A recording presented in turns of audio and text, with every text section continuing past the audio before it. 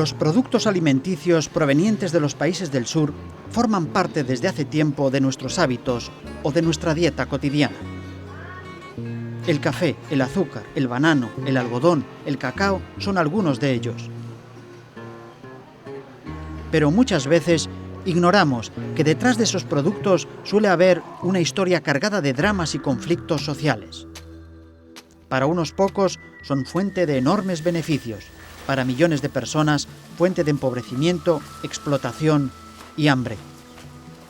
Desde tiempos de la colonia, los llamados monocultivos han tenido unas consecuencias nefastas sobre el bienestar y la soberanía alimentaria de las poblaciones del sur. El principal atentado histórico contra la soberanía alimentaria ha sido el monocultivo, el modelo agroexportador de grandes extensiones dedicado a un solo producto. Los pueblos han perdido su capacidad de alimentarse porque las mejores tierras van para la exportación.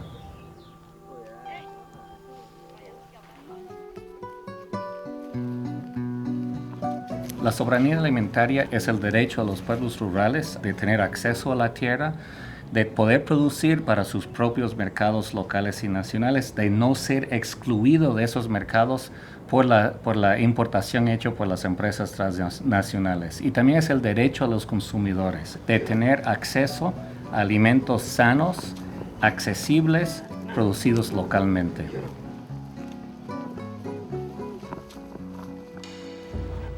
Pero la alimentación aún es un derecho por conquistar. Cada año mueren en el mundo cerca de 30 millones de personas por falta de alimentos y más de 800 millones sufren de desnutrición.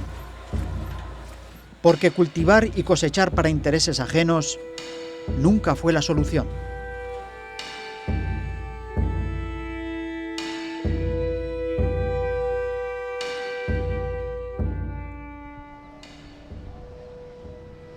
Hoy, la producción total de alimentos bastaría para alimentar a 12.000 millones de personas, el doble de la población mundial. No es, pues, la falta de alimentos el problema, ni tampoco la falta de recursos naturales. Es precisamente donde abundan los recursos naturales, recurso tierra, recurso agua, en donde existe la mayor pobreza, porque fueron estos lugares tan productivos que fueron el objeto de la colonización, de la conquista. Los pueblos locales que antes gozaban de esos recursos, hoy día por el proceso histórico que empezó con la colonia, están excluidos del acceso a su propia riqueza. Centroamérica, y particularmente Nicaragua, es un buen ejemplo. Con una enorme riqueza en recursos naturales, agua en abundancia y tierras de gran fertilidad, lo más difícil es que su población careciera de alimentos. Sin embargo, la realidad no es así. Y en esto mucho tiene que ver el uso que se le da a la tierra. Nicaragua, como Centroamérica, ha sido tradicionalmente región de monocultivos de exportación. Cada uno de esos cultivos de agroexportación ha tomado otro pedazo del territorio nacional, otra zona con suelos fértiles y ha progresivamente excluido a la gente. Actualmente, Nicaragua es el segundo país más pobre de Latinoamérica. El 78% de la población malvive con menos de $2 al día y cada año cerca de 1 millón de niños y niñas quedan sin posibilidades de asistir a la escuela. La revolución de los años 80, asediada por las presiones de Estados Unidos, no logró cambiar todas las reglas del juego. Lamentablemente, la revolución no logró alterar la estructura de agroexportación. Dejó la vocación principal de la zona rural del país en monocultivo grande de agroexportación, o estatal o privado. Iban perdiendo el apoyo poco a poco de la base social en el campo, precisamente por su incapacidad de cambiar la estructura de la agricultura. Hoy día, en muchas aldeas rurales, la situación es tan precaria que los campesinos reciben del Programa Mundial de Alimentos una provisión de productos básicos para poder sobrevivir.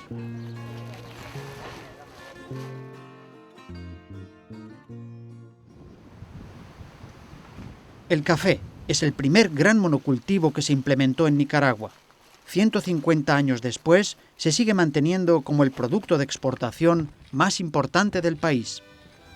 Desde finales del siglo XIX, el cultivo del café y su exportación a Europa tuvo un importante impacto económico en Nicaragua. Permitió financiar obras de desarrollo y favoreció el surgimiento de una nueva clase social, la aristocracia del café. El llamado grano de oro también atrajo a Nicaragua a muchos inmigrantes europeos, particularmente alemanes, que se instalaron en la región de Matagalpa. Eddie Kühl es caficultor y descendiente de estos primeros inmigrantes. El abuelo Otto Kühl von der Fech era de Kiel, Alemania, y se vino a Nicaragua, ya venía con 12 días de barba, ¿verdad? Lodoso, en una bestia con los equipajes, y se dedicó al cultivo del café y a la mecánica, a industrializar el café. El café ha estado con nosotros desde el tiempo de la independencia hasta la fecha, el principal producto de exportación. Le llamamos café en oro nosotros, en Centroamérica y en Nicaragua, porque le da esa riqueza al país.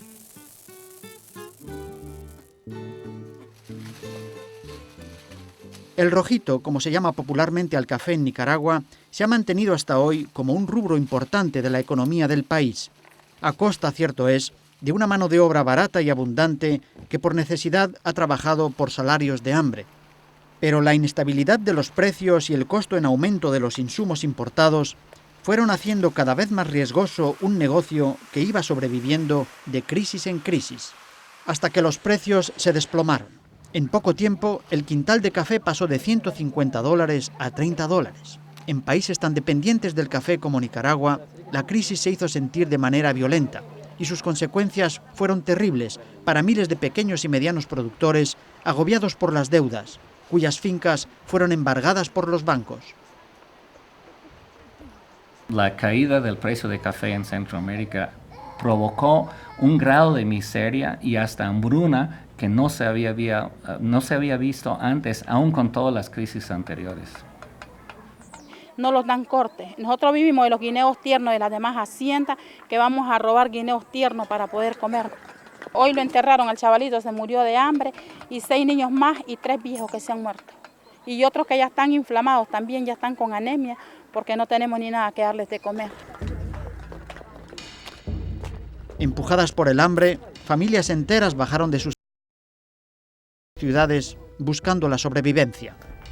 Privados de su única fuente de trabajo, miles de peones agrícolas se vieron obligados a mendigar en las carreteras del país.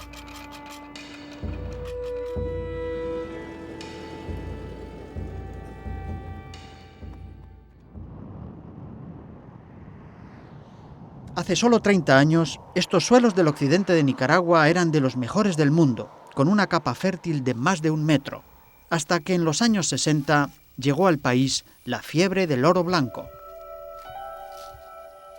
Antes de la llegada del algodón a la zona del occidente de Nicaragua, era la zona más fértil de Centroamérica, de máxima producción de maíz, frijol y de frutales, que suplía a todas las zonas, también El Salvador, Honduras, Nicaragua se alimentaba de esta zona. Pero a finales de los años 60 empezó el cultivo intensivo del algodón, llegándose a sembrar hasta 245.000 hectáreas, lo que representaba una fuente de empleo para unas 500.000 personas. Era la época de la bonanza del algodón. Ponía en circulación una cantidad de dinero increíble. Mucha gente hizo mucho capital. El algodón era tan atractivo que encontramos algodoneros de todas las profesiones, ¿verdad? Algodoneros médicos, algodoneros abogados, algodoneros estudiantes, algodoneros farmacéuticos, es decir, de todo. Pero de esos tiempos, hoy solo quedan las ruinas y los recuerdos. Añoramos la época, pues, porque había muchos compradores que prácticamente se peleaban, por decir así, por comprar el algodón, ¿verdad?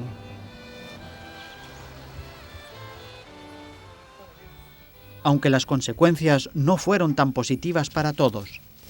El crecimiento del algodón desplaza al sector campesino a zonas de poca productividad, laderas improductivas, desplaza la producción de alimentos, de hecho provoca un déficit de producción de alimentos y genera una dependencia hacia alimentos importados también.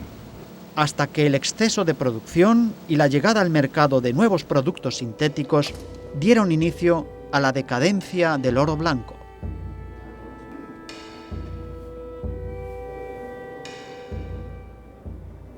El algodón llegó a su límite en cuanto a precio en el mercado internacional en los años 80. O sea, ya el grado de sobreproducción en el mundo llegó al punto de que ya el precio no era sustentable y se cayó al suelo. Bueno, los costos de producción eran mayores que el precio de venta, ¿no? Entonces ya no era rentable, pues las plagas aumentaron muchísimo y no se podía producir. Pasados los buenos tiempos, ahora solo queda esperar el próximo milagro. Bueno, realmente lo tenemos esperando una oportunidad para que se haga otro tipo de inversión, pues. Podría servir para una zona franca.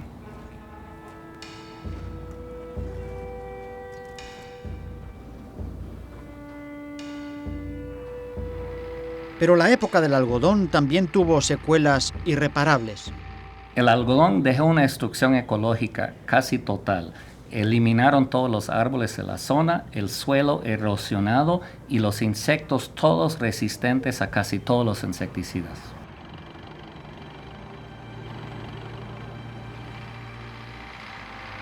En alguna medida yo fui testigo de los bosques que fuimos botando, ¿no? Era una montaña virgen increíble, increíble. Y claro, la tierra era de primera calidad. Y cuando empezamos a botar esa montaña para convertirla en huerta para algodón, me duele un poco lo que hicimos, ¿no? Que fue el despale indiscriminado. Debíamos haber respetado un poco más la naturaleza, creo yo. Pero no solo las tierras fueron dañadas. Los pesticidas también dejaron en la población estragos mortales. Cada día, más de 100 avionetas cargadas de veneno salían a fumigar los campos de algodón y todo lo que encontraban a su paso.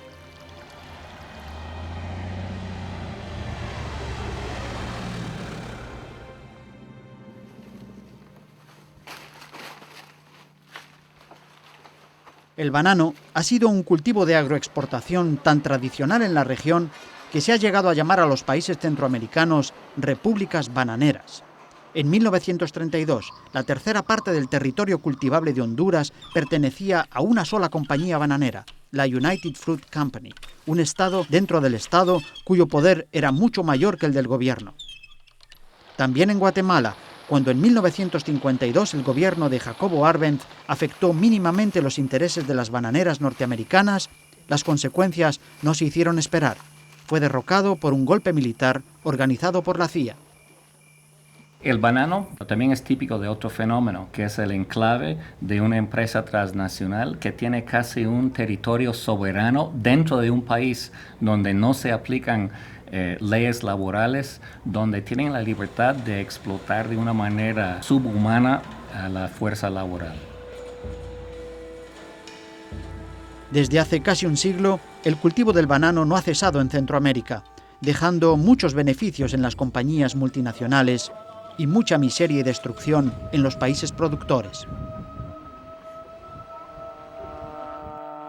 El banano en Nicaragua dejó una destrucción ecológica casi sin igual entre otros cultivos. La zona queda inservible para agricultura.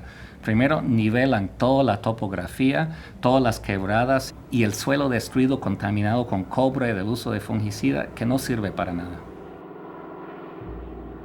Pero los efectos más terribles de estos pesticidas, aplicados sin ninguna precaución durante años, se dan en el ser humano.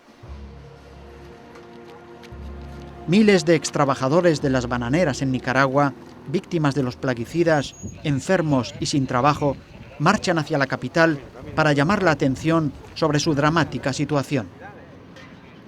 Ustedes pueden ver aquí un montón de gente que cada persona de estas ya anda muriendo. Ya no saben en qué momento cae, pues, con una indeficiencia o una impotencia de fuerza y ya no se levanta y va directo al cementerio. Salí con cáncer, pero como esta es una enfermedad que no se desarrolla ahí nomasito, sino que con espacio ella se va desarrollando hasta que se llega a arruinar la persona. Y ya varias compañeras ya van, que ya no aguantan, otras que ya se van muriendo. La causa de tantas víctimas es el nemagón, un veneno mortal que las transnacionales utilizaban a través del riego para fumigar el banano. sin siquiera informar a los trabajadores de los riesgos que corrían.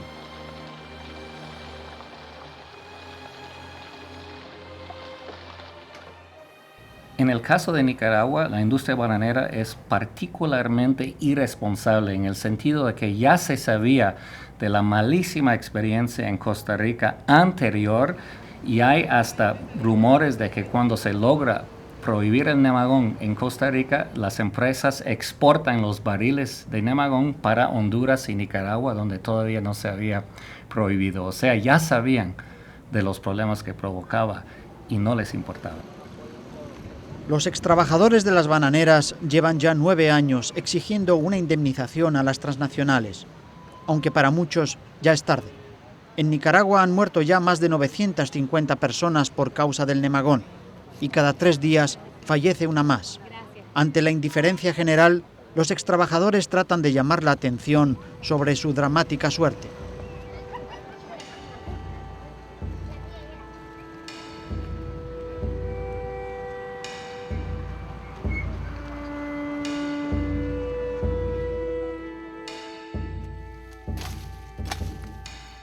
Los monocultivos y los pesticidas cambian de nombre, pero las víctimas son siempre las mismas. Los trabajadores de las plantaciones de caña de azúcar no escapan a la maldición. Trabajadores del Ingenio San Antonio, afectados por insuficiencia renal crónica, están demandando a la empresa por haberles expuesto durante años a todo tipo de agroquímicos altamente tóxicos.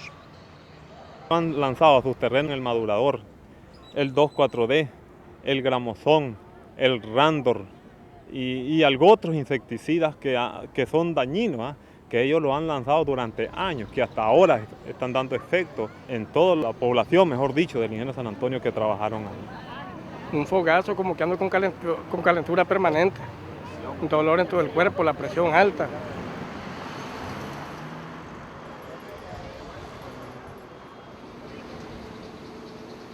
El Ingenio Azucarero San Antonio es la empresa agropecuaria más grande de Nicaragua. Fue fundado en 1890 y pertenece a la familia económicamente más poderosa del país, los Pelas, dueños de importadoras, bancos, licoreras y otros importantes negocios. En las 15.000 hectáreas del Ingenio San Antonio se producen unos 5 millones de quintales de azúcar, pero para muchos las cosechas han dejado un sabor amargo. Los pesticidas utilizados en las plantaciones han contaminado el agua, lo que ha provocado en los trabajadores y vecinos del lugar innumerables intoxicaciones y enfermedades graves. La caña tiene pocas plagas, fácilmente controlado con control biológico y el problema de la fertilidad del suelo se maneja fácilmente con la simple rotación de cultivos. En Nicaragua no se aplicaron esas técnicas, dejando una destrucción ecológica del suelo innecesario y un problema de salud gravísimo. Esta ha nacido del Ingenio San Antonio, de que las aguas son contaminadas, aún dicen que aquí en Chichigalpa están contaminadas, y que han muerto millares de personas, incluyendo a mi esposo, que de eso murió, vecinos, amigos, familiares, ¿ves? Y ahorita, por ejemplo, tengo un hijo con creatinina, tengo un yerno con creatinina, incluso están en Managua peleando que quieren que los indemnicen. Tiene 6 meses de muerto él. Él era mi marido y fue una agonía muy horrible. Y ahí me dijeron pues que él ya no tenía remedio, que ya me lo llevara para la casa porque ya no había nada que hacer con él, me dijeron los médicos. Y yo fue lo que hice, pues sacarlo del hospital y llevármelo para la casa. Este es mi marido, mire, que murió hace 2 meses, mire. De lo mismo creatinina. Yo soy su vida de él. A mí no me han dado nada. Mi hija es huérfana y hay 2 más. Mi hija dejó de estudiar porque ella mira no me alcanza. Mis otros 2 hijos también. Y si el ingenio no me paga, ¿a dónde más me voy a quejar?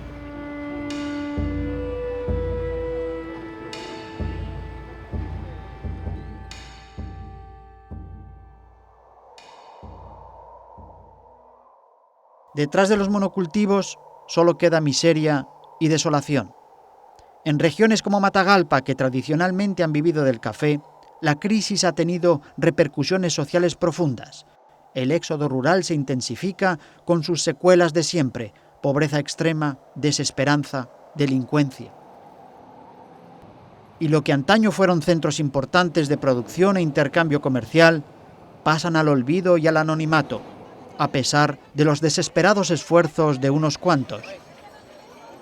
Con el noble propósito de pasar a la historia como sede de la parrillada más grande del mundo, Matagalpa patrocina el intento del chef Ramón Mejía por figurar en el libro Guinness de los récords. Uno de los propósitos de esta parrillada, no solo llegar a la página de los Guinness Records, que ya llegamos, porque yo nunca había visto por ningún medio, escrito ni televisivo, una parrillada tan gigantesca como esta que está aquí, sino también proyectar lo que es la exportación de nuestros recursos agropecuarios en Nicaragua y de manera muy especial lo que es la carne de res. Matagalpa, ciudad de eterna brisa, es mi tierra segoviana, corte señoría. Matagalpa, tus montañas hermosas. Podemos decir que lo que ha pasado en Nicaragua es una versión en pequeño de lo que ha pasado en muchos países. Viene un cultivo cuando el precio está alto, se desplaza la gente de la zona, luego desplome el precio, deja gente sin trabajo, tierra más barata porque el precio cayó, y eso es condiciones para invertir en el siguiente boom. Generando crisis y alimentándose de la crisis van los ciclos sucesivos de los cultivos de exportación.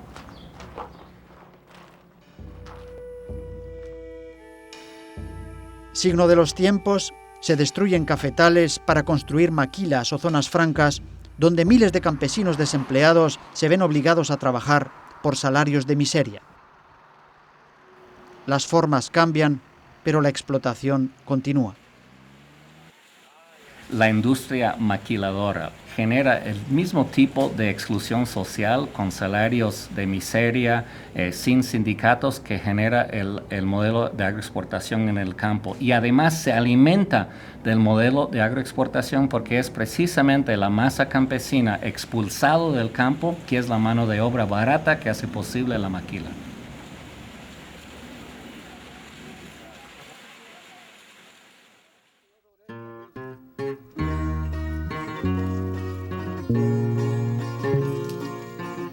Para los países del sur, a lo largo de la historia, el modelo agroexportador ha demostrado su fracaso. Si un país no es capaz de alimentar a su propia gente, que si depende del mercado mundial para la próxima comida, entonces ese país es un país sumamente vulnerable. Pero este modelo, defendido hoy por el neoliberalismo, no es el único posible y encuentra cada día más resistencia. Las organizaciones campesinas de los países del sur y del mundo entero están mejor organizados, más sofisticados en sus luchas que en cualquier momento antes de la historia, y por la primera vez tienen una expresión internacional que es la Vía Campesina. ¡Solo el pueblo! La Vía Campesina hoy día está en la vanguardia de lo que es el movimiento antiglobalización corporativa y es una expresión de la gente del campo, del mundo entero, que están diciendo basta y que están liderando este movimiento tan importante en nuestro mundo.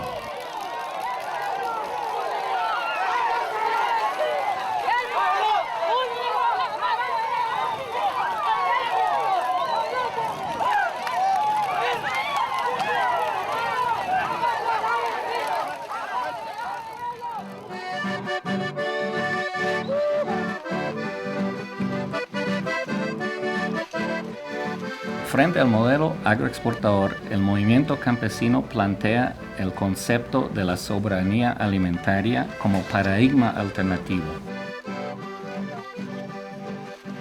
La pequeña finca familiar diversificada es la base de un modelo diferente, de otro modelo de desarrollo rural, pero también lo que necesitan los países del sur es poder cerrar sus propios mercados a nuestras exportaciones subvencionadas de los países del norte para poder desarrollar su propia agricultura local para sus necesidades locales y nacionales de alimentación.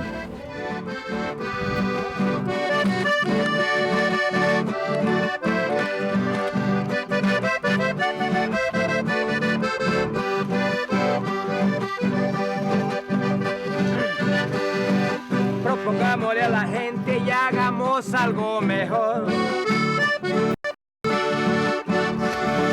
Digámosle a los gobiernos, subsidien la producción.